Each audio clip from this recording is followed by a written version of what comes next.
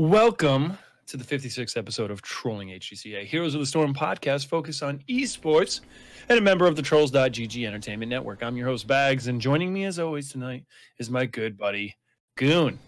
What is going on, my man? What's happening, dude? I'm excited to be here each and every week with you, hanging out, and excited about the show today. We do have a great show tonight. It's been a while, it feels like, since we've had an esports professional guesting on the show. And now I'm not talking about a co-host. That's you. You're here every week. But as a guest, as a special guest. And it's been a while since we've conducted an interview. So I'm happy to announce that tonight we will be joined by the owner of Scythe Esports, Toast.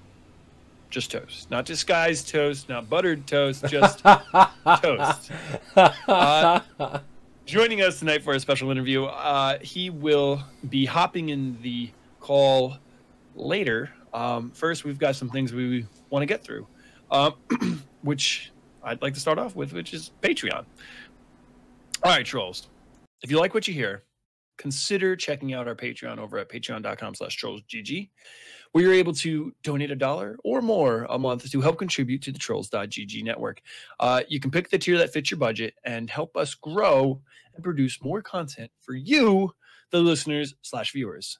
Currently, we're at $104 of $125 towards our next goal, which is the $20 Blizzard gift card giveaway, which will be conducted amongst our patrons. With that being said, Goon, who is this week's Troll of the Week? This week's Troll of the Week goes to a very special troll, both literally and figuratively. More literally in this sense. But Soken is our Troll of the Week. You know, people are crying out, "Oh my God, collusion!" But no, Soken's our Troll of the Week. He was a fantastic guest last week on Trollin HGC, and he also got us in touch with this week's guest, Scythe, Toast. ScytheToast. He got this interview set up and everything, and reached out to him and told him about us, and for that, he is our troll of the week. So I don't know if he's listening right now, but we've got to get Soken on the show again, because that was a lot of fun last week. He had a lot to add. He was nervous he wouldn't have a lot to add, but he had plenty. And it was all really solid discussion. So I'd really like to get Soken on the show again. That was a lot of fun. And a big shout out to you, man. Thank you. Thank you very much for getting us in touch with Toast. I'm looking forward to interviewing him shortly. All right. With that out of the way, let's talk about the news. I want to mention again at the top of the news, we have the August muster, which is the Trolls.gg kind of event that we're throwing together to try and increase membership, so to speak, and increase the size of the Trolls.gg army. We have our second game night coming up on the 24th this month, as well as we'll be playing various games that night, like Heroes, Fortnite, maybe a Battle for Azeroth leveling squad, which kind of gets me thinking, and I don't have this in the show notes, so I'm just going to throw this out here right now, little curveball. I was thinking, I know I saw Daz online in WoW. I know LiQuid's been playing a little bit. There's been other trolls. You see him in like Discord. You know, Discord tells you like what game people are playing, what games people are playing. I am like seriously considering like just throwing together a Trolls, maybe not call it Trolls GG, maybe call it something else, but like a Trolls guild in WoW. Obviously we'd play Horde side. And go from there. Like, I mean, obviously Daz and LiQuid are now out, I think, right? Are they Alliance bums? No, LiQuid is Horde. I can't speak for Daz. I can't remember. I haven't seen him online. Daz seems like an Alliance scumbag. That's Daz does seem well. I think it's a Canadian thing. Probably like 99% of Canadians are Alliance. They're like, oh, I'm sorry. Like, I thought you were going to say 99% of Canadians are scumbags. I was like, I agree. I agree. No, I'm just kidding. It's I mean, if you watch Super Troopers too, I mean that you wouldn't be wrong. Anyway, back on topic. The muster.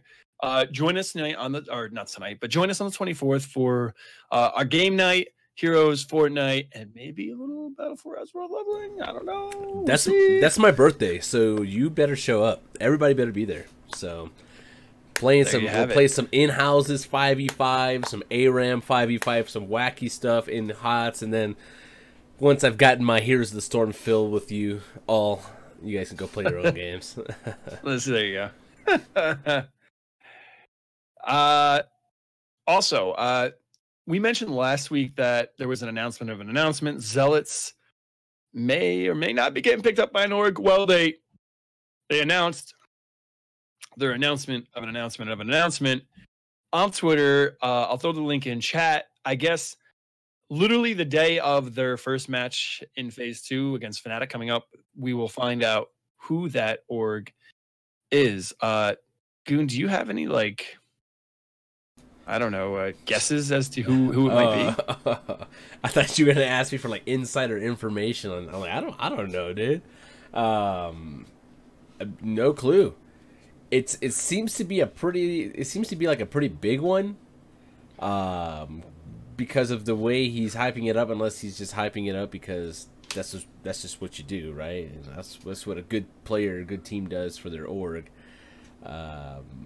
Misfits a long time ago said they would be coming back to the scene, but they said it would be an NA. It never happened. Roll20 has mentioned that they would be coming back to the scene. Hasn't happened. We have heard from Nolan, part owner of Roll20, and pretty much the brains behind the esports side of it, was in talks with several teams. Obviously, they broke down because they have not returned yet.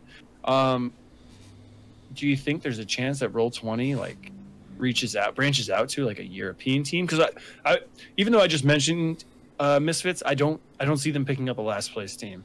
Personally, yeah. Roll20 a little bit of a smaller company. I could see them doing that, right? Maybe, possibly, maybe. But I'm gonna go out on a limb and say that it's Cloud9 coming back to Heroes of the Storm with a vengeance, picking up a last place European team. That's what's gonna happen. Yeah, that's you're right. That's what's happening. Absolutely. No flame. Nah. I would much as I would love that.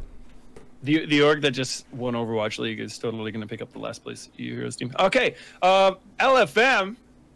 2 weeks ago we mentioned that LFM were losing the Aware, their support player, and they were on the hunt for a new one. We made some guesses then. None of them correct. LFM have announced a new support player. They picked up Dark Chimera from Open Division. Freebirds, correct? He was on Freebirds? Correct. He also played on like Astral Authority and stuff back in the day. So he has been around. He is, I guess you could say, a former pro. Was he on the Even and Death squad that flamed out of HGC? No, I can't remember. No, he wasn't with Battery in them right now. I don't think so. No. Okay, I can't remember. It's all blur. But he's a familiar name. He has been around on a lot of the top open teams, just short of qualifying for HGC, as well as before the HGC was formed. Like you said, he was on Astral Authority, a team that qualified for several lands. So, thoughts? What do you think? Hero seems to be pretty hyped about it. Hero Physio, that is, coach of LFM.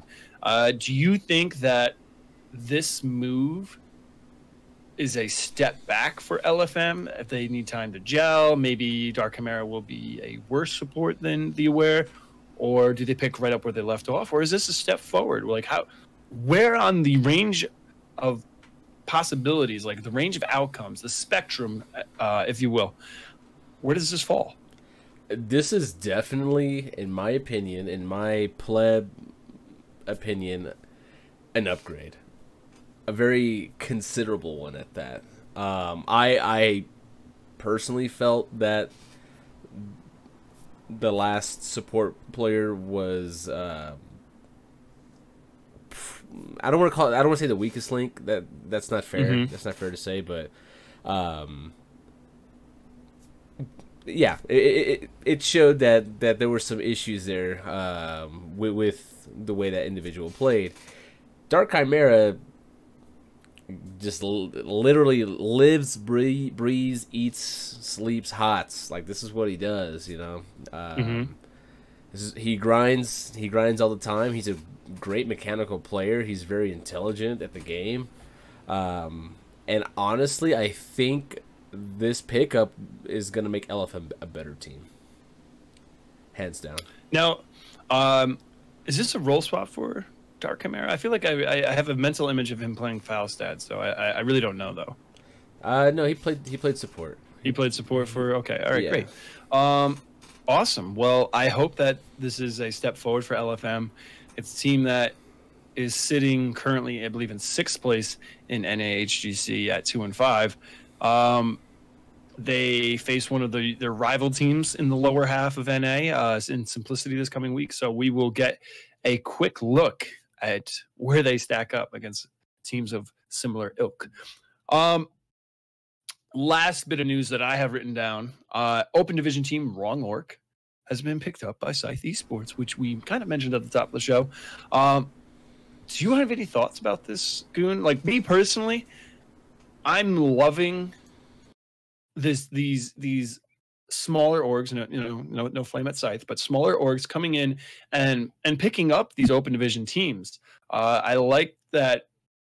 You know, they see these teams with potential. They see these strong rosters and trying to make it into NAHGC via the Open Division, right? Like, so you find a team that is talented, you grab them, kind of like, it's almost like investing, right? You're buying them on the cheap because they're amateurs right now, and then you qualify for the HGC, as opposed to struggling to negotiate a contract with a team that's not sponsored in the HGC right now because their asking price is probably a little too high.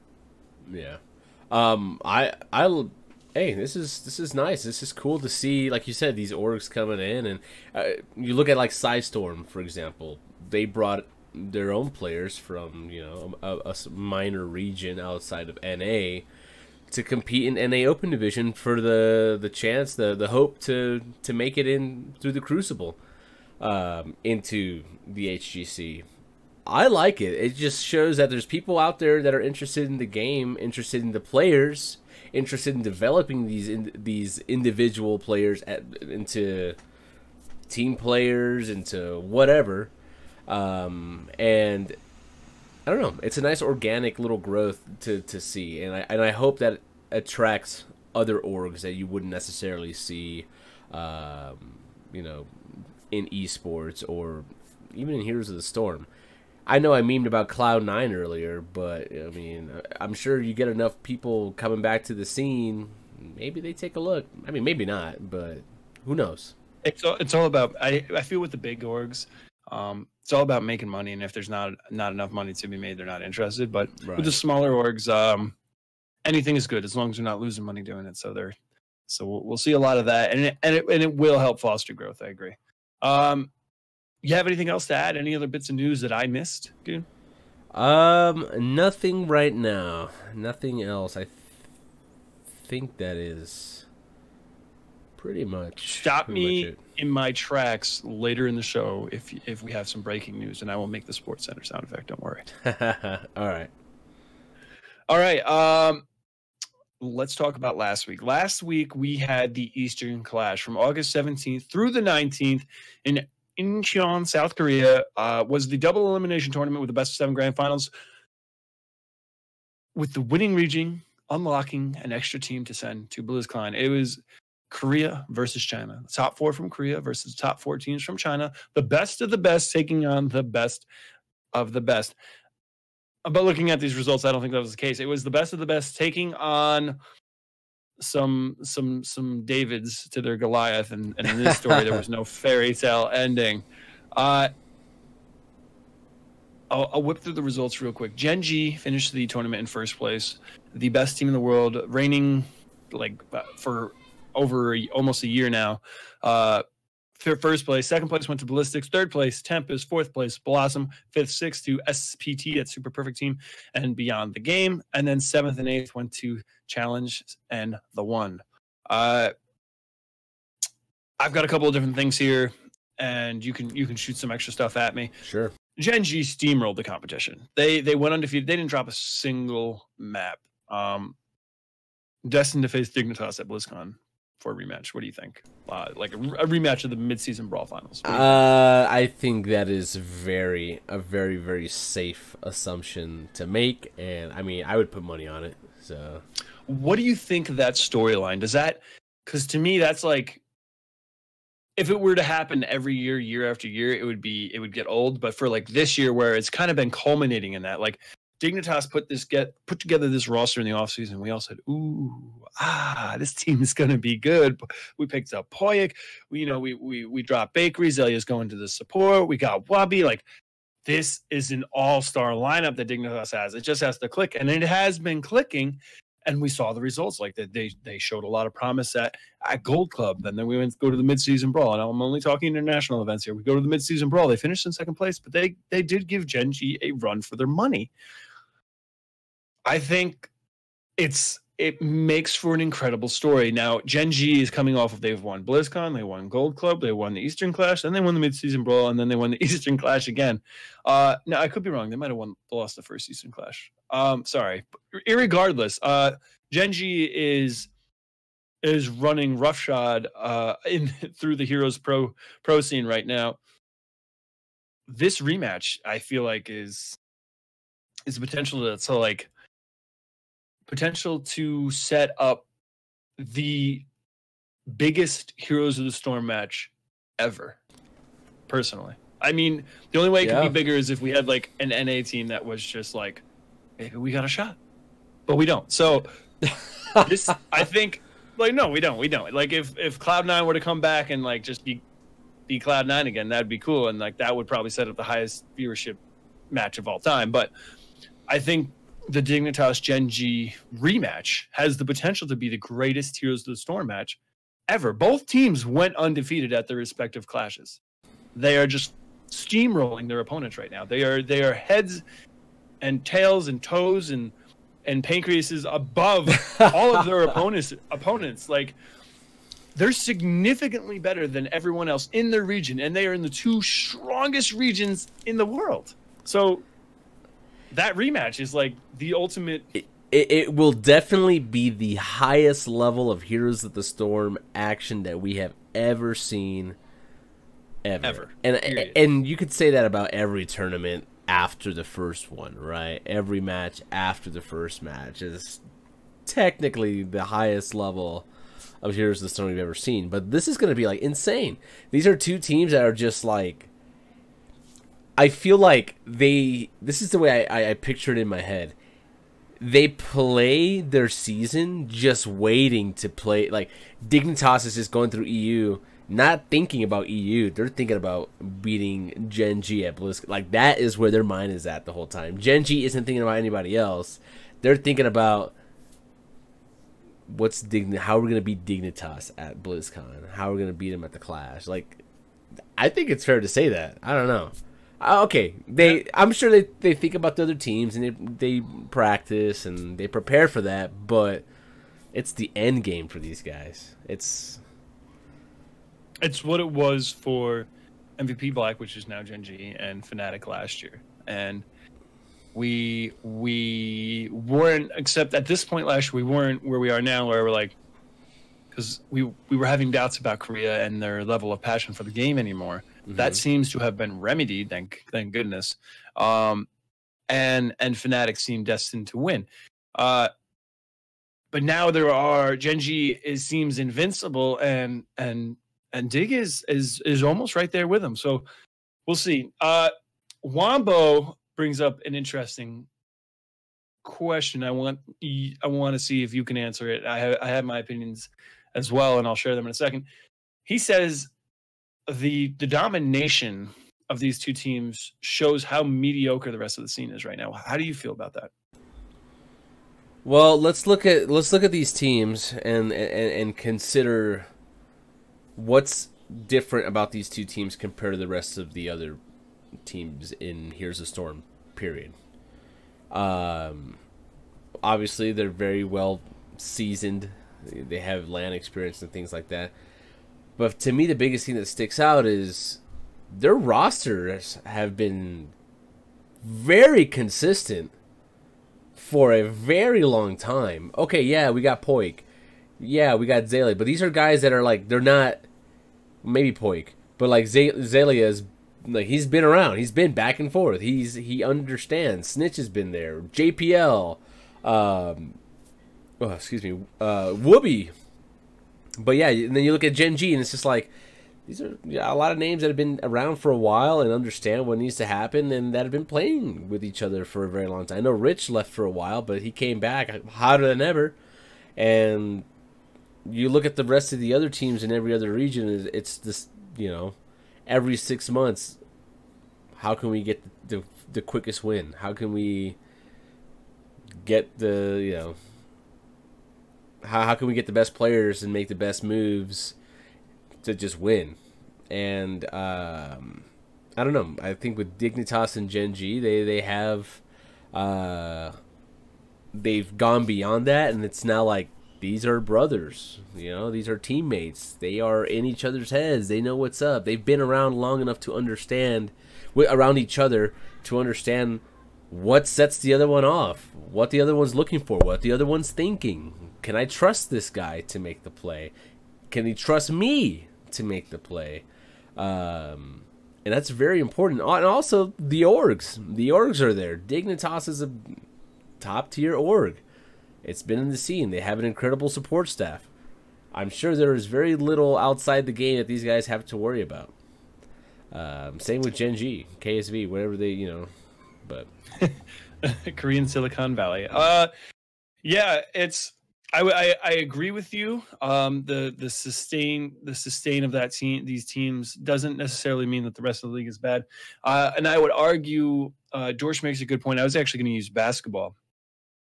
You look at the NBA in the 80s, Celtics, Lakers, dominated that era, constantly meeting in the finals. That is also heralded as part of the golden age of the NBA. The talent was deep. It was incredibly competitive, but yet the same two teams kind of dominated those other great teams. And that doesn't necessarily mean that the rest of the hero scene is mediocre. You could also make the argument that now that the NBA is kind of going through a renaissance period, even though we've had the Cavs and the Warriors in the same NBA Finals 4 years in a row. You know, the level of talent in the NBA has there are a lot of pundits that argue it's never been deeper. And I would think that, I don't want to say that the rest of the hero scene is mediocre. It's just a matter of, like, Dignitas has collected an assortment of talent from the top tier EU scene, and they have found a way to mesh it together that brought them to a whole nother level that the rest of the scene isn't at yet. And that's okay. That doesn't mean they're bad. They're very solid. You know, unless I'm misunderstanding Wombo, the way I read that is that you feel the rest of the scene has gotten worse, where, well, I have made that argument. There are teams like Method, which is formerly Expert, that is not the case. And that was a very good team last year. So I wouldn't say that it's mediocre. NA has taken strides forward. The tempo changes and the flame out by HHE at the Western Clash have you kind of scratching your head, but that's neither here nor there because we're talking EU Korea right now. Moving on from Gen G, Goon, Ballistics and Tempest, forever the 2nd and 3 seeds in Korea, feels bad, man. 2 years in a row. Tempest, LiQuiud, I'm sorry, buddy. I miss you, but Tempest is not better than Ballistics. I don't know how many times I got to tell you. It just keeps happening. Every time we show up, when the games matter, Tempest is like, okay, we're going to get 3rd place again. LiQuiud. You're never like, he's never going to come back to, like, defend himself, and you just keep riding it into the ground. Oh yeah, I say never, but I don't know. He might come back one day. I don't know. Yeah. Oh man. Also, I want to ask you: do you think Blossom can break through? Like, it feels like it's slow and it's painfully slow, but they're getting closer. Like, man, each time they make it to a land, I think they can getting closer. They had Ballistics on the ropes. They were up 2-0, and unfortunately, it was a reverse sweep. They lost, yeah. But you know, there's talent on the roster there, and the results just show that they're slowly getting better. Yeah. Whether it's not necessarily winning a match against an opponent that they would have beaten before, but instead of getting swept, now the match is competitive. It is a step in the right direction, just painfully slow. Yeah, it's a matter of, is this a large enough motivating factor for them to just continue pushing forward, or was this like the straw that broke the camel's back? I don't think that's the case for Blossom. Blossom has been grinding along, doing their thing, and I mean, yeah, they can. I think they can definitely do it. They can definitely do it. If anything, this reinvigorates them, in my opinion. But all right, and the last thing I want to talk about from the Clash, we're not going to go as in depth as we did with the Western Clash. I was at a wedding all weekend, so I can't add as much as I would like. It was a great wedding, by the way. Thanks for asking. China did not win a single map against a Korean team. Not one. Every single match against a Korean team, they were swept. The only maps that were picked up were when they played each other. Are we able to just write off China? Is HOTS just like, it's not dead, they play it there, but it's done? Like, they are not competitive at these international events. They are a minor region. Here's how I feel. They're a minor region that's been parading around as a major for over a year and a half now.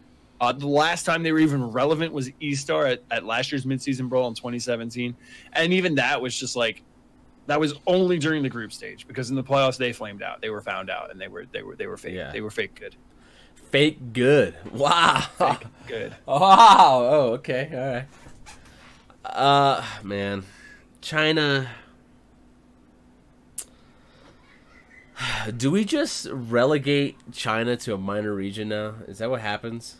Because I wish we could, but I don't think it's going to happen, because what's the worst look? Going to these events and just being completely just shat on, or consistently all the time, or just being a minor region and still having your scene there and playing. I mean, yeah, it probably killed the game in China, but like, what are we seeing now? If anything, they're just taking up space. Why not add two more teams, or a team to each region or something like that? I don't know. I don't disagree with you, and I'm mad. We've talked about like the how to fix it, right? We've talked about how to fix it. Like, why don't we just do a giant Asian Pacific tournament, right? That Horizon, throw China into the Horizon Clash, right? Like, let's see them compete against Taiwan. Let's see them compete against Southeast Asia.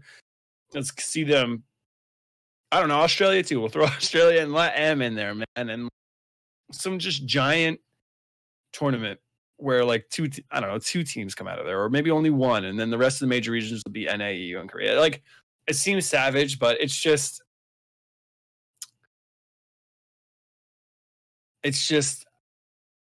I don't see them bouncing back. The game is not strong enough in China, and it might be time to just put a nail in the coffin. I don't know. Dorsch, I mean, he said in chat here that HGC is essentially an advertising tool, and there's a bunch of money there. They're going to retain their spot. They're going to retain the spot, for sure. No, I agree. It's not going to happen. I just, as a competitive viewer, I wish we could make some adjustments. Yeah, it's just a meme at this point. Like, I know people, NA LOL, at this point, it's just China Omega LOL. That's what it is.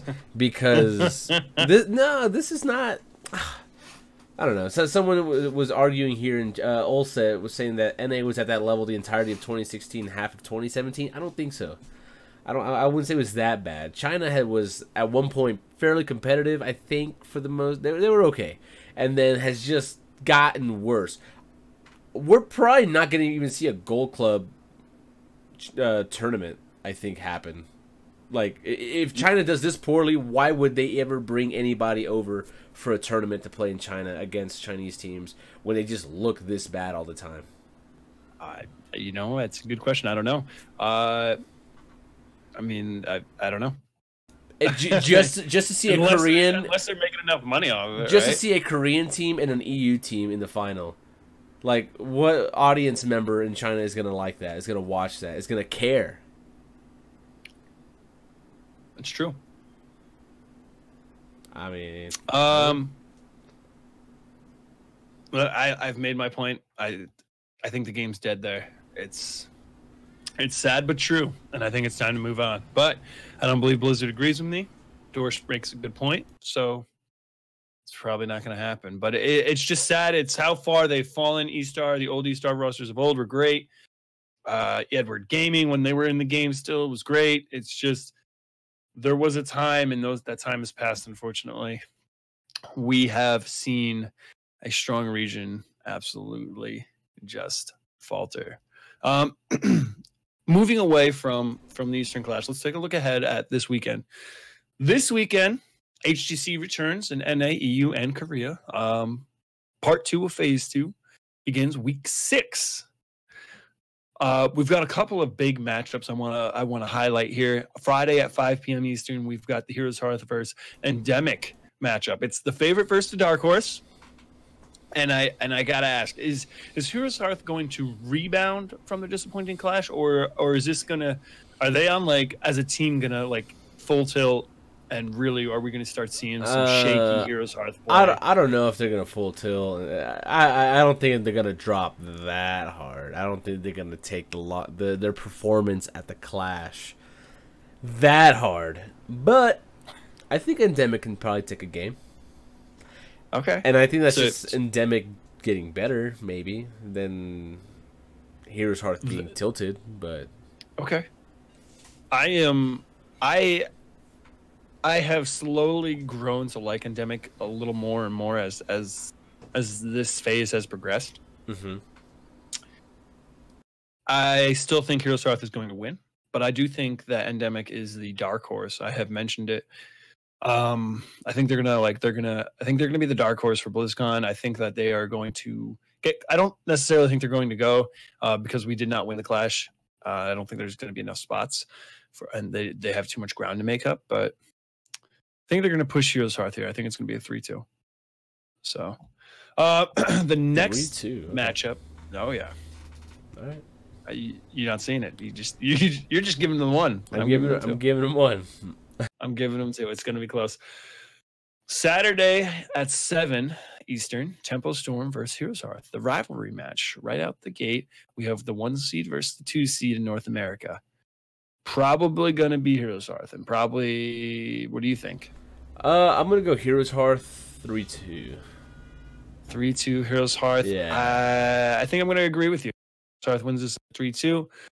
Tempo Storm also really struggled at the clash. I think part of that is still trying to adjust to the new coaching style, as well as implementing a new player into the mix. So losing Psalm and Kala has really rocked the boat over at Tempo Storm, and it might be the rest of this phase until it clicks. Maybe, hopefully, it clicks in time for BlizzCon. I still think that the team has a big enough lead and is strong enough to qualify for BlizzCon, but not good enough to beat Heroes Hearth yet. Over in EU, I've got one matchup that I highlighted that I think will be really interesting. It's Leftovers versus Method. It's 3-match. Method was up 2-0 in the losers bracket against the Leftovers, and ultimately threw, and Leftovers, just pounced on the opportunity with the reverse sweep, defeating them on their way to qualifying for the grand finals of the Western Clash, where they ultimately lost the dig. Does Method avenge their loss here? Man, I'm on that Leftovers hype train right now. Oh man, good for you. They 3-0 here, man. I'm gonna go with Method, and here's why. I know it's counterintuitive. Here's why, and you might not agree with it. There seems to be with these rosters a post clash hangover. In phase 1, when Mopsio was still on Zealots, the Zealots they went to the Clash finals and then just kind of fell apart post Clash, leading up to the midseason brawl. And I don't want to say that is guaranteed to happen again, but I can feel it. I feel it that expectations are higher on the roster, inside the squad and outside as a viewer. There's going to be more pressure on the team for results than there ever was before because nothing was expected of them before. And I think that's going to affect them, as well as I believe that the Method roster is a very smart roster. It's a very experienced roster, and they will adjust and come out swinging in this match. So I'm taking Method in a 3-2 this match. And if you don't believe me, man, we can wager. I don't know what. We can wager something. We'll see. We'll see. I don't know. I think leftovers are meant, like, they're disciplined enough to not let those things, I think, bother them. Okay. To distract them. All right. That's where I'm coming from. So. Listen, I'm just saying, if you felt really strongly about that, you'd put something on the line, put a little skin in the game. But okay. Moving on to Korea. Friday at 7 a.m. Eastern, we have Gen G versus Tempest, another rivalry match with some high-level Heroes of the Storm action, as well as this is going to break the logjam at the top of the standings in Korea. So if you don't remember, guys, literally Tempest and Korea are 6-1. They have not identical map score, but map differential is identical, and their overall standings are identical. So the winner of this will obviously vault in the first place. I think it's safe to say Gen G is probably going to win, considering they just got done stomping Tempest at the Eastern Clash. But Gen G also has like a regular season Gen G, which that is not as scary as playoff Gen G, if that makes sense. Yeah, but this is Tempest. I'm sure they'll give it to Tempest. You know, they'll be like, we're gonna just make sure you stay in your place. You stay in your lane. You stay in your lane, Tempest. That's right. Saturday at 7 a.m. So the next day at 7, we have Blossom versus Ballistics. So again, this is another rematch. Blossom was up 2-0 against Ballistics in the Eastern Clash, where ultimately Ballistics won the match by getting that reverse sweep, winning the next 3 matches, mirroring Method in the EU. Does Blossom get the victory this time, or is Ballistics just the better squad? This is where we go back to what we're saying. Like, Blossom is just getting better and better. It's a rough grind, but they're getting better and better. I think this is probably one of those games that they take, one of these match sets that they take from a quote unquote better team. This would be huge for them, because if I remember correctly, they're a ways away behind. They're essentially tied with Miracle in the standings, behind Ballistics. So, well, they're only a match behind Ballistics, but they're severely behind them in map score. So this would be a huge step in the right direction for them if they could. I think it's possible. I think it's possible. I would like to see a Blossom win. My head leans towards Ballistics, but my heart says Blossom, so we're going to listen to our heart, which is what we like to do. That's what we like to do. That's right. That's right. So I'm going to listen to my heart, and I'm going to go with Blossom in a 3-2. So the Rockets would be so happy right now. All right. With that, that's going to conclude the discussion of the Eastern Clash and the look ahead at this week's games. And we're gonna actually go to break, guys. Don't leave your seats. Don't walk away. We're gonna go to break. We're gonna pull in Toast here, and once things are good to go, we'll be back for the interview with Toast. So stay tuned. We'll be right back.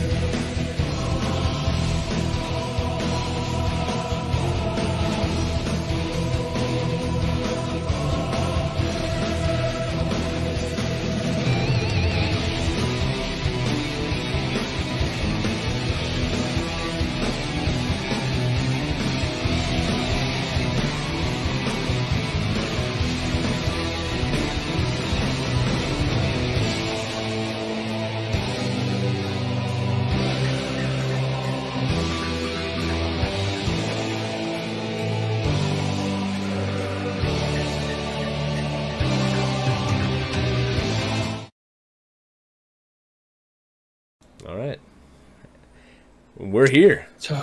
All right, Toast, welcome to the show. Trolls, if you're listening, this is Toast of Scythe Esports, owner of Scythe Esports. More specifically, thank you for joining us tonight, man. What's going on? Yeah, absolutely, guys. Thanks for having me. Sorry for my janky audio if I break up a bit. These guys were nice enough to let me do the interview from work, so I'm just grinding it out. Didn't have time to get home for this, but still wanted to make it happen. That actually brings up my first question. I wanted to ask you, if you're comfortable with it, where are you from, and what do you do besides running the org? Like, obviously you're at work right now. Yeah, so the org is based out of Minneapolis, Minnesota, so the Great White North of the U.S. that is, and yeah, we get the worst of it. We get the worst of the winters and the worst of the summers. So it was the other day it was 100% humidity. Holy! And then this last winter we got -40. So yeah. So yeah. Anyway, but yeah. So I just work for one of the larger window manufacturers in the U.S. and I work in our sales and marketing team. Oh, no kidding, Anderson. Nice. Maybe.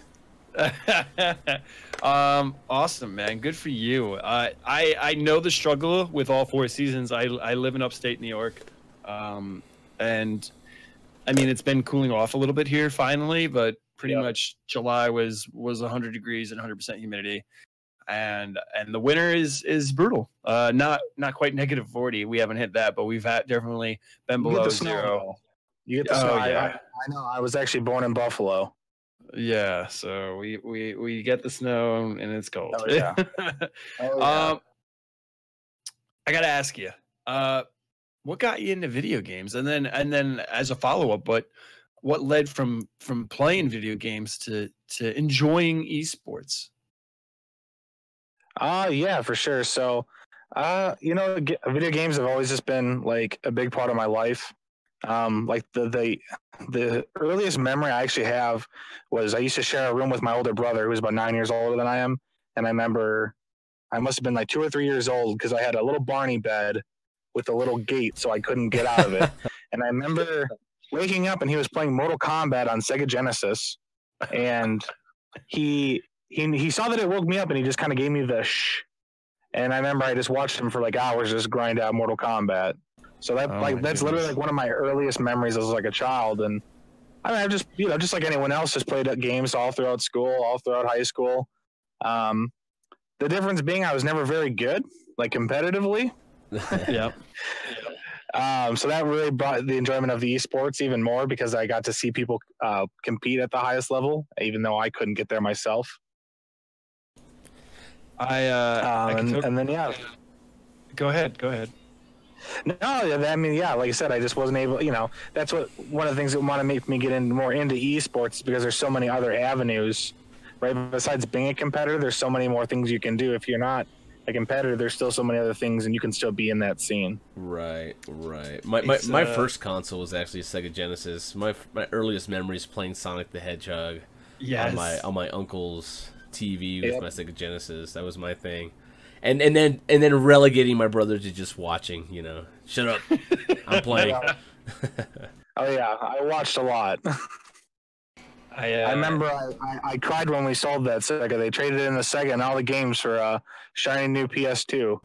Oh, dang! Oh my goodness! I remember it. So, but then we got even better games like Max Payne 2 and Grand Theft Auto 3.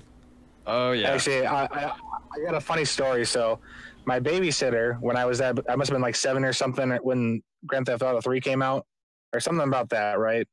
And I remember one day I just didn't want to be there anymore. Like we were playing like hide and go seek outside. It was like outside time, and then my house is like 3 houses away.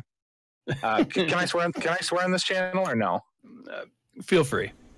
Okay. Well, I was just like, I don't want to fucking be here anymore. Like as a 7-year-old, I'm like, well, fuck this. So I walk home, and I remember there used to be this way you could get into our garage. Yeah, you could like slide up the wood panel on this back door. You could reach under and you could undo like the bolt latch. So I just let myself in, and I went down to the basement. And I played GTA 3 for like the next 8 hours, and then no one's home. And I'm like, where the hell is everyone? Like everyone should have been home by now. So finally, my parents come home, and they see me just in there. I'm like making myself a peanut butter sandwich. Yeah, I'm like sitting on the sink, eating it like innocent. Like, where the, have you been? Like, they had called the police. Like, they thought someone had abducted me. Oh my god. That was the last day I ever went. I ever went to the babysitter's house. They're like, well, if he was fine all by himself for 8 hours just playing damn games, I don't think we need to pay the babysitter anymore. That's right. That PST does a good job. The ultimate babysitter, right? Like, right? Who else to watch you and nurture you? Who else is better than Tommy from Grand Theft Auto Vice City? Exactly. I learned so many life lessons. You pull in behind the dumpster, you have the gal get in, you get some extra help, some extra life. It's all good. That's it. Dude, Sega Genesis. We're 3 for 3 on that being the first system. I got that in kindergarten as my 5-year-old birthday present. Came with Sonic the Hedgehog 2. My uncle got me Sonic the Hedgehog 1 as an extra gift, and the hours wasted on that. Well, not wasted, but just invested. We'll say invested into that system, and insane. And then the other thing I want to mention is I completely relate with the whole. I'm never going to be a professional player at the top level, so finding a way to get some extra enjoyment out of it.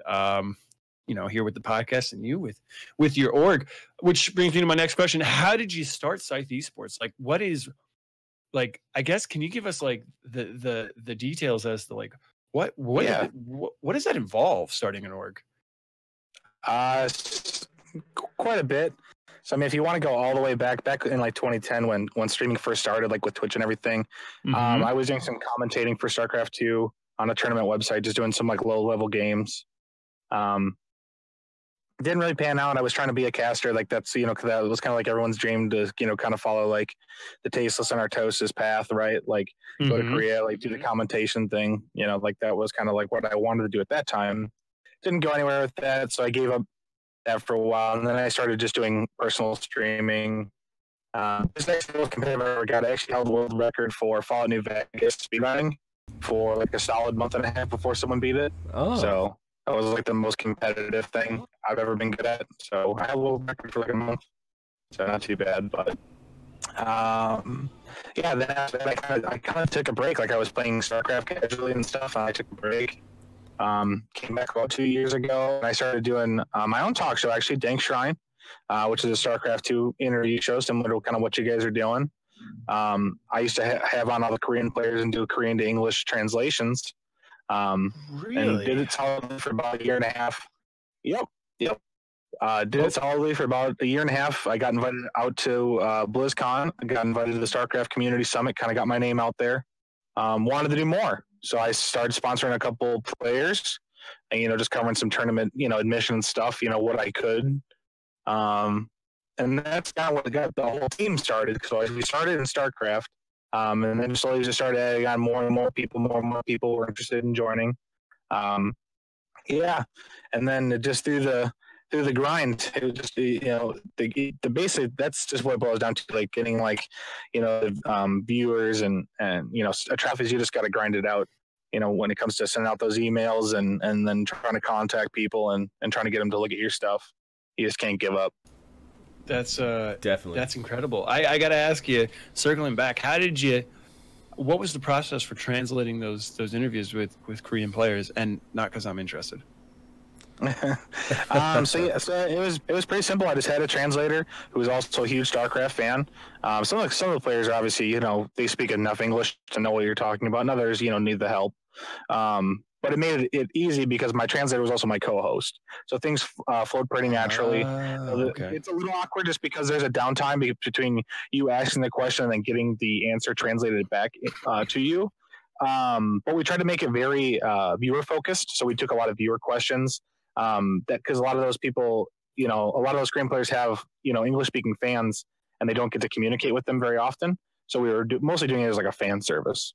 Really reaching out to like their fan, like the centric group who really like enjoys that player.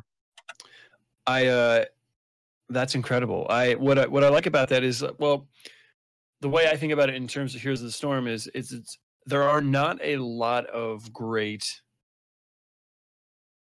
podcast or video interviews with the Korean pros. Now the time zones would obviously make it very difficult, and that's probably going to be my next question. How did you manage the time zones with that? Well, I mean, lucky enough, it just worked out with my scheduling pretty well. So like 10, 11 o'clock for me is about 1 o'clock in the afternoon, which is prime time for Korean pro gamers to wake up and start their days. So normally I would have to harp on them and, beg them and say, it'd be right when you wake up, but it's for your fans. So if you want to do it. That's awesome. It's just a service like that, and is definitely a void in the hero scene. Like there is InVen, I guess you can go to for articles and stuff, but it's like, as far as like YouTube videos, YouTube interviews, or Twitch interviews, or even audio only interviews, they're far and few between with the Korean player base, at least from Korean to an English translation. So yeah, I might have to pay you a royalty fee or something for that idea. I mean, feel free to steal that idea. I mean, more power to you guys. If you guys can, get them to come on. Definitely. Goon, did you have a question? Sorry. That's another thing that I'll tell you guys. A lot of the questions that I would get, some of the biggest games from Korea. They're like, oh my god, how did you? We're losing you. He's dropping the knowledge, but he turned into a robot, and we can't hear him. Oh, hang on. How about now? That sounded better. That sounded a lot better. Am I back? I'm sorry, guys. No, it's all good. No, it's okay. Okay. I was just saying, a lot of the times people would ask, how did you get this, great player to come on your show? You're relatively unknown. You're not that big. I just asked. The worst thing that someone can tell you is no. Exactly. But you don't know until you try. Or not respond, which has happened. That happens, yeah. Well, I usually write them off. It's like, well, whatever, fine. Yeah. I won't ask again. Yeah, so StarCraft was the game, StarCraft 2 specifically, was the game that kind of... got you into esports and all that, bringing those content, that content in and stuff. That was the game that kind of brought me into esports in general. Like I was like, okay, esports, it's cool, whatever. Here's the Smash Brothers. All right, cool, right on. But StarCraft 2 is really when I started getting invested in understanding esports. I'm sure by that time you were ready to go, move on to the next thing. What was the tipping point, or at what point did you say, okay, I want to move into not just be in StarCraft, but in other games as well. Heroes of the Storm, Rocket League, or whatever. I mean, that was always part of my plan.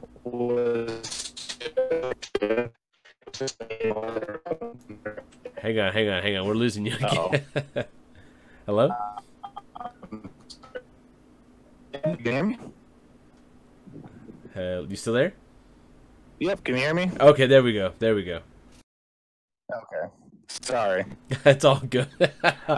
Chat loves it. Chat loves it, so it's all good. Sorry. Yeah, I mean, the plan was always to expand. It was just whether or not we would have the money to do so, at a certain point. But I think that's where a lot of the teams stagnate and fail, is because they're not expanding. I mean, I see a lot of teams just stick with one game and they try to just, they just try to make that work. They try to get just good enough in that game to make it work. Whereas I just have I have a broader vision. I want to get into multiple titles at a competitive level, and I really just want to take it to the esport market. I want everyone to know the Scythe name. I gotta ask you, was it and you don't have to give the real detailed explanation, but was it a huge upfront cost to get started, or was it just kind of like a small snowball that kind of has grown and grown and grown? A little of both, for sure. I mean, there's you'll get, dinged and dunked on, all day on the little stuff like microphones and stuff, like for the podcast and stuff. Like I would contribute that to my beginning cost and everything, because it all led to this. So I would say both. There was a short-term investment and a long-term investment. Okay. My next question for you, I guess, is what brought you to Heroes of the Storm? Now, I guess it's probably an easy transition from StarCraft to Heroes of the Storm, as there's a ton of casters that have already made that move. Looking at Solid J, Caldor, Gilly, and I'm sure I'm missing several. Grubby, yeah. Grubby, yeah. Yeah, no, for sure. Kalaris. Yeah, and it was just I always liked Heroes from day one. So I was part of the alpha. Just whatever I applied for, got it. So I played it and I really enjoyed it. I just like the fact that I could play StarCraft characters like in that MOBA setting. That's what kind of first, got me turned on to it. And then I just kept playing it and stuff, and like I don't know, I've always been like casually like watching like HGC and stuff like when bigger things are on. But then obviously like once I got this opportunity, it was something that I started paying attention a lot more to. I guess my next question is for you. You say you got this opportunity. What was that? Like, how did that? You watched HGC loosely, but was it something you were looking for an opportunity, or did someone approach you, or how did that come across? No, so I went out and looked for it. Like, I just wanted to be more involved. Again, part of it is with Blizzard, because Blizzard is so secure. Like with esports, like I feel super comfortable like investing in their titles. Right. That's like a portion of it. So I feel very comfortable with Blizzard because of how well I've seen them take care of StarCraft 2 and how much effort I've seen them put into Heroes over the years. And kind of like it was down for a while, and then it came back with like the 2.0 and it got much, much better. The viewerships are very stable. They're very good right now. So it was just something that I felt like was safe to get into. And plus the fact that I enjoyed it. That's a huge part of it, right? Like, so if you're passionate about something, it makes it a lot easier to put that work into it. Definitely. Now, what kind of research goes into making a decision like this? You don't have to share all the company secrets, but is it extremely time consuming, or are there avenues that certain things you're looking for as opposed to other things? Oh yeah, I mean it depends on the players that you're scouting. Who they're appealing to, what their demographics are, what the demographics of the game are, what's the viewership of the league that you're playing in, what's the viewership of the league that you're striving to get to, what are the odds that you're going to get there. So there's definitely a lot that goes into that. It's all calculated and it's all a risk, but it's just whether or not you think it's worth it to try it. But you got to bet on your own success. Definitely. Absolutely, you are the X factor in that equation, essentially. So you are the difference maker. You mentioned scouting players and teams and things like that. I guess were you always looking at, and I guess this will lead into the next question as well, were you always looking at open division teams? Did you want to go into the pro, like try to find a pro team? Like what was your without revealing too much, like what was your plan going into this? Yeah, no, it makes, so basically what I want players, and this is what I look for. I want players that are striving to be better, and they're always willing to get better, right? So I really wanted to get an open league team that was really striving, that was really working hard to get into HGC, and I think I found that with Wrong Orc. Just with all the guys being so talented and they work so hard each and every week. And I've just, even in my small time heavily paying attention, I've seen them get so much better, and they've got so much potential to get to go even farther. So I'm really happy with the guys that I've teamed up with. Right on, yeah. Have you I mean, certainly seeing the success that Heroes Hearth has found, picking up an open division team and then qualifying for HGC and then climbing the ladder in HGC, certainly is an inspiration. I'm watching them. Are there some things are you trying to emulate, or you have a pretty good idea about what you want, how you want to approach this? No, yeah, I mean, like I said, it's all part of the plan. So everything's just kind of developing as it should be, but we're definitely going the right way. Okay, awesome, man. Goon, do you have anything else, or? Yeah, so as far as Heroes of the Storm is concerned, right? Like, where are you hoping to see Heroes of the Storm, go? What do you feel like Scythe Esports can make the scene better, help improve certain things, or like what's your short term and what are some short term and long term goals that you have with Heroes of the Storm specifically and this team and what you guys are trying to achieve?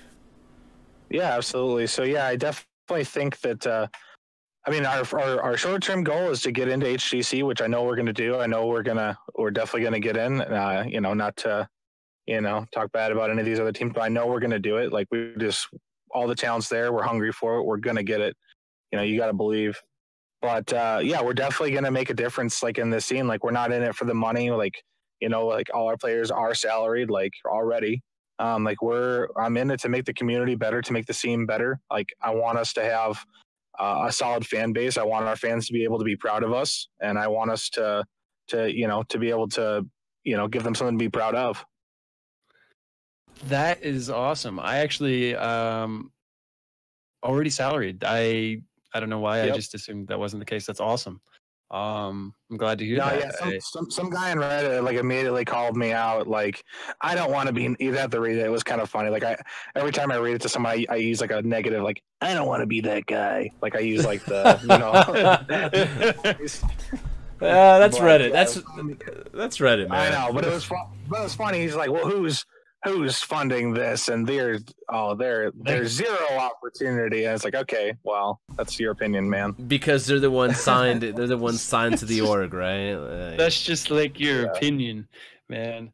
Exactly. That is incredible. Goon, do you have any shots you want to fire back to Toast right now about this knocking someone out of Crucible? Yeah, no. Are you gonna take the Are you going to take the high road approach and just say, hey, we're not even going to be in the Crucible, so we're not worried about it? Exactly. So yeah, yeah. Nah. Put it this way, I want the most competitive games possible. I don't want any. Definitely. I don't want any dunks. I want the best games possible, and I want the best team to win overall. Okay, awesome, man. Right on. Are you okay with maybe taking some questions from Twitch chat here for anybody? I can't see them, so you'll have to read it. You have to read it for me. Right. Yeah. Do that. Absolutely. Don't worry. Awesome.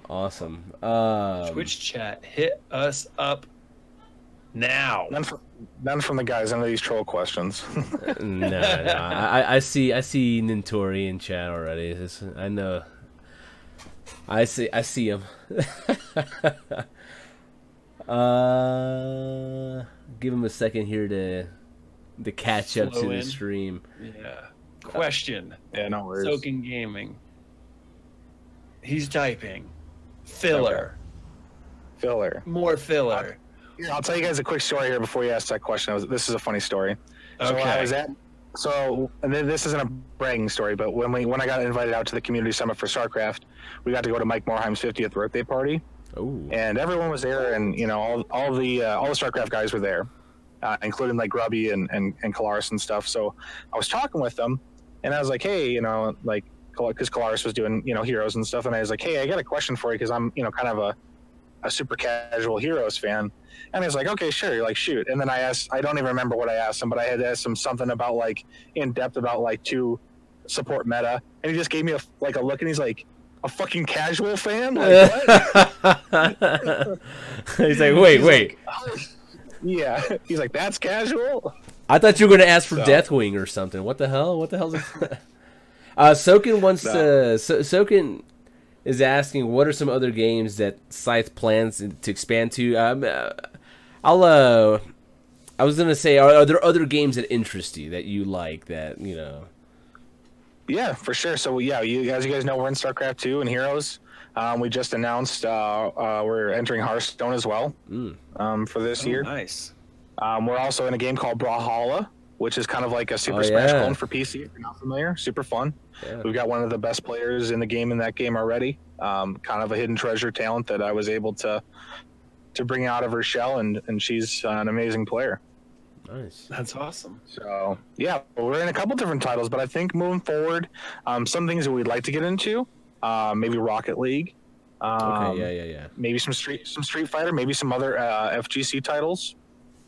Sweet. Yeah, just kind of got to see just where everything takes us. Maybe Rainbow Six. I like Rainbow Six a lot right now. Yeah, Goon loves Rainbow Six. I love Rainbow Six, man. That's the jam right there, dude. Right on. Yeah, Ubisoft is killing it right now. They're doing a nice job. That game has gotten a lot of support from Ubisoft and the community, and it's just, if anything, that is a perfect example of what Heroes of the Storm could be. This game that kind of launched haphazardly, was kind of a mess, and then turned into this like gem. Ugh, man. Anyways, this is not absolutely. This is not a Rainbow Six podcast. We've seen the viewership go up for Heroes and the player base go up. So I mean, we're trending in the right way, boys. Yeah. That's awesome to hear. I'm glad that you see it that way, because sometimes I get a little sad. Mickey want to ask, what advice would you give to someone who is interested in getting involved with an org on the admin and support side? I would say the best thing to do is shoot them an email, let them know that you're interested, let them know any relevant experience, what you've got to bring to the table, and how you can help specifically. Like, have that in mind. Like, hey, I'm really good at this. This is what I would like to help you with if you need that type of assistance. I think if you come in with a focus and a set goal to help the team with, I think that's a really good way to kind of dip your foot into the industry. Robin of Loxley, he wants to ask, how hands-on do you think an org should be when it comes to managing a team? Like, what's your hands-on approach, hands-off? I mean, that's a little bit harder for me, just because we have a team. So Jenny is our team manager. She manages the team and the day-to-day operations for the team. Whereas, like, I'm the team owner, but I'm still like the active team manager. Like, I book all our flights and I do all that kind of stuff too. So I think it's good to be. I mean, I get reports from her almost weekly, so I think it's good to just be aware of like what's happening. I always like to do like just a check-in with all my players, like at least once every week or so. Just check in with them on a personal level and just ask them how things are going. So I just like to be involved with everyone and make sure I know that, mentally they're doing well as well as, in the game. Yeah. I have a question for you, actually. What are your thoughts on like team houses or like practice facilities or things like that? Is that something that more orgs need to invest in, or is that a thing of the past? No, I definitely think, and I might be a robot right now. No, you're fine. You're good. You're okay. fine. Okay, good. I definitely think that they are. If you do it right, I think they can be worth it. I think if you're gonna have that environment, you need to back it up with content, because you've got all the guys there, right? Like, you've got everyone at that house. There's no reason you shouldn't be pumping out like fun little videos like Evil Geniuses used to do back in the day from the EG house in Arizona. Yeah. I mean, one of the streams used to be up like on a balcony, and they just like streamed the streaming area, a stream of the stream, and people would watch that. Yeah. It was just interesting. It's like, it's another way to see your favorite team, to see your favorite player. So I think that they're underutilized. I just think they're not used correctly. But just coming from a practice standpoint, yeah, of course, like everyone's there. You're building a better team vibe because you're not, over just comms. Like, you're next to each other. You're bonding with each other like outside of game more often. So you're building that trust like outside of the game. So I think it's super underutilized. I know a lot of teams are doing it still, but I still feel like it's still being like underutilized as like a training tool. Yeah. I'm with you on that one. There's all my guys are in the Midwest, so I'm not saying Scythe, esport team house, but maybe. Robin of Loxley, maybe one day. has a beautiful idea here that probably has been thought of before, but I don't know why it hasn't been implemented. He says, I think a Team House reality TV show would be great. Big Brother meets Esports. Oh, no, I don't know about all that, but I mean... Well, here's the thing. Hopefully your team doesn't have that much drama. I mean, I think it would be... Exactly. Now, if you had a couple of squads in the same game all sharing the same house and same practice facility, then you might have something there. because then there'd definitely be some storylines, a little bit of drama. So you might be onto something. Oh man! Don't listen to Loxley. Don't listen to him. That's funny. All right, I don't think we have any more questions from Twitch chat. At least nothing serious.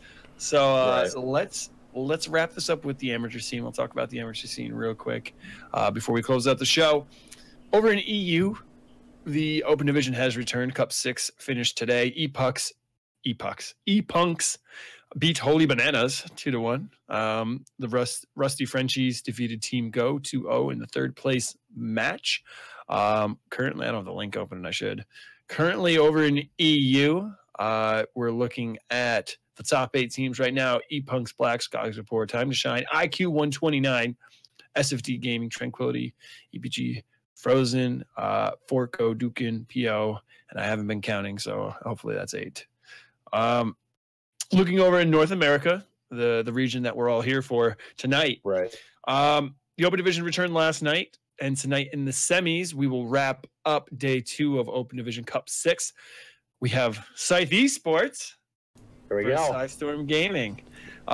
Two small orgs. Match. Yeah. Two small orgs going toe to toe here, head to head, and both based out of SC2. Yep. I see that. I'm friends with their owners, and I know them pretty well.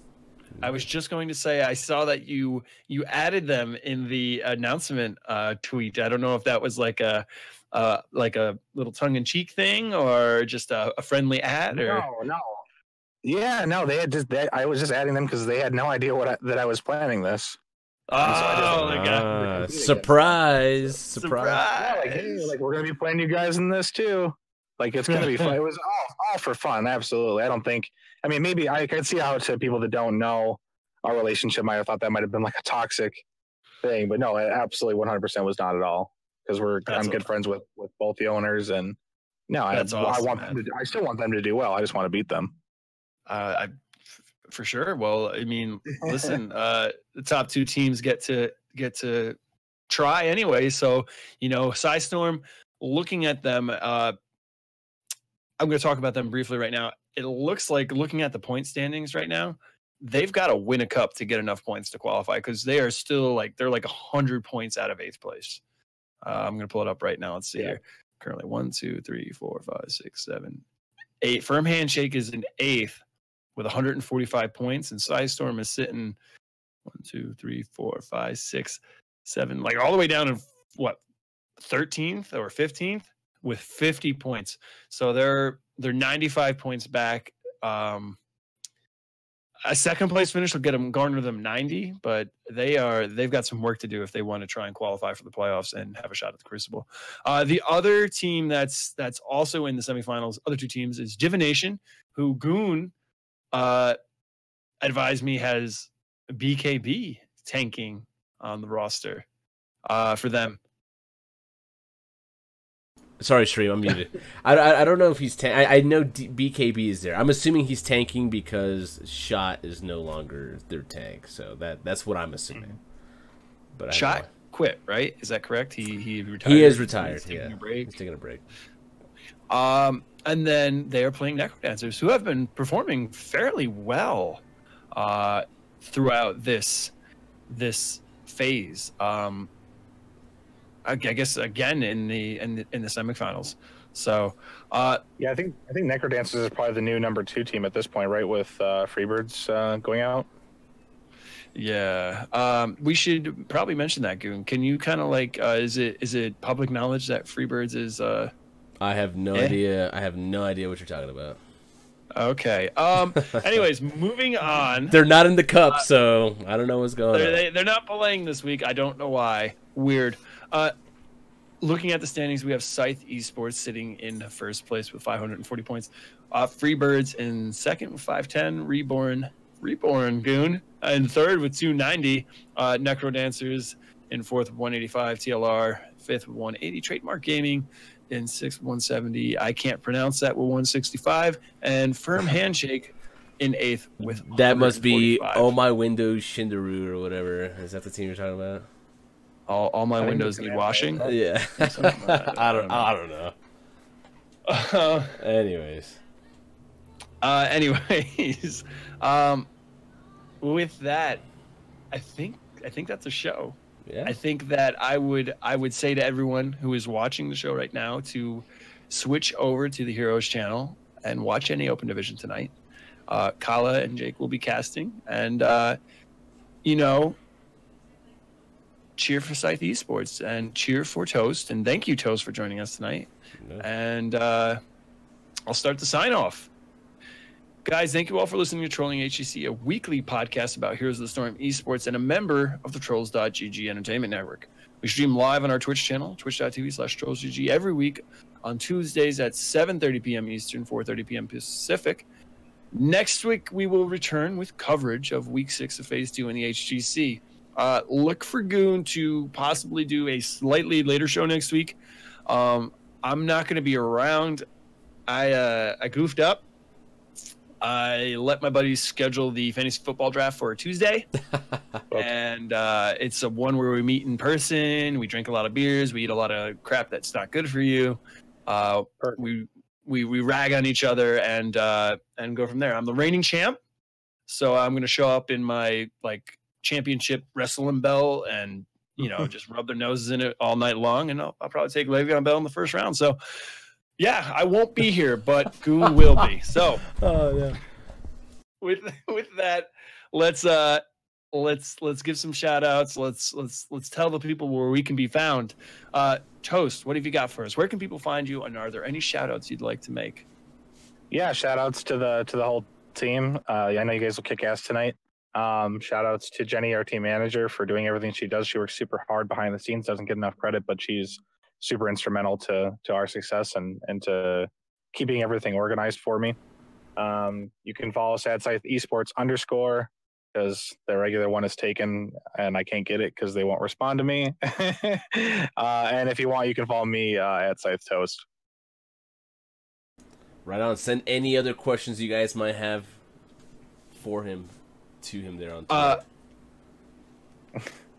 With that being said, Goon, do you have any shout outs, and where can people find you? Shout out to everybody in chat. Shout out here to Scythe for coming on, and shout out to my boy Soken. Appreciate you, buddy. You guys can find me on Twitter at GoonHots, twitch.tv/GoonHots. We do some streams. We do some casting from time to time with the Bush League and the community there. And shout out to my boys at No Tomorrow. Love you guys.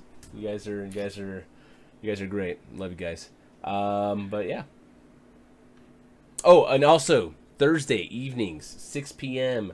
6 p.m. Pacific, 9 p.m. Eastern, the Nexus Trolls podcast, which is just a general Heroes of the Storm podcast. We talk about the meta, we talk about drafts, Hero League, all the news, all the latest stuff, heroes, patch notes, all that stuff. Make sure you guys catch it with my boys Soken and Armis. We're all on the show there. We'll talk about all the good things happening in the Nexus. That's it. And finally, guys, you can follow me on Twitter at Bahgz HGC. You can watch me stream on twitch.tv/Bahgz. My big shout out is to all our Patreon supporters. If you enjoy the show, you can support us there. It's patreon.com/TrollsGG. Thank you to our chieftains Preston and Slugger and our war chiefs William T, Super Dave, and Steel Condor. Follow us on Twitter at Trollin HGC for show announcements and Heroes of the Storm news, as well as find us on Twitch at twitch.tv/TrollsGG. Be sure to subscribe to the show on YouTube, iTunes, Google Play, Stitcher, or Spotify as well. Make sure you guys, if you're enjoying the show, please give us, if you have the time, give us a review on iTunes. It's great for the SEO. It will push us up the Heroes of the Storm podcast ranking, so to speak, and get us in more earbuds. Be sure to visit the website at trolls.gg, read our articles, and catch up with the podcast on demand. If you need to get in touch with us, Twitter DMs are open, and you are able to email us at trollin@trolls.gg. Be sure to stick around for after show games. I'll be firing those up as soon as this stream is over, and we will see you in the Nexus. Peace out. Peace. Peace. Thanks for having me, guys. Robot.